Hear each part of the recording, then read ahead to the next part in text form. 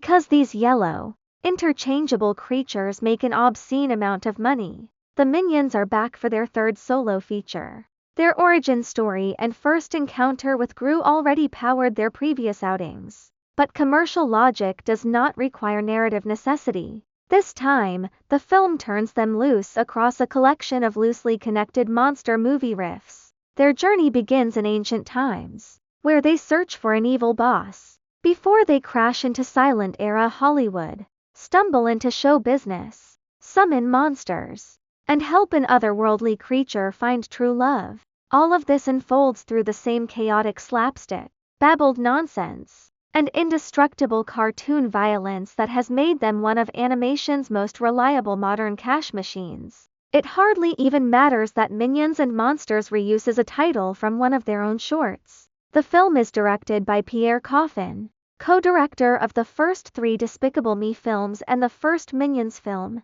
who stepped away from the last 2 entries while continuing to voice every single Minion.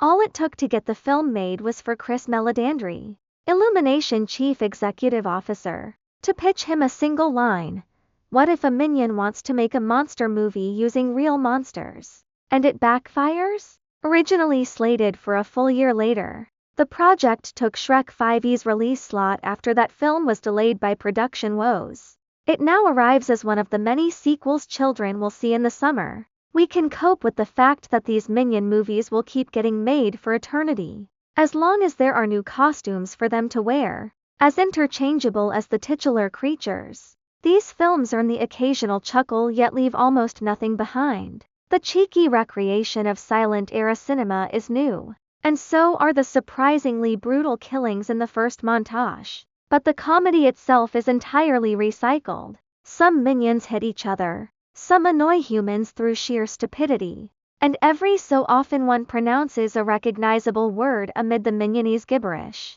There is barely an excuse for a plot, adopting a structure where a new character is introduced every 10 minutes. The film keeps throwing new ideas at the screen where the appeal stops at basic recognition. Spotting the obvious reference, a classic scene from an earlier film, a familiar time period, or a new costume becomes the whole point. Through its constant stimulation, there is enough content to fill the obligatory 90 minutes without ever becoming the worst thing you have seen. Illumination's animation is once again surprisingly strong, full of small touches in movement and extreme attention to texture detail, though it is undermined by generic and boring designs for the new monsters. Meanwhile, composer John Powell drops the familiar Minions theme entirely to play loose with classic sounds, providing a few seconds of real orchestral bravado before the hectic pace turns the score into a wallpaper of noise.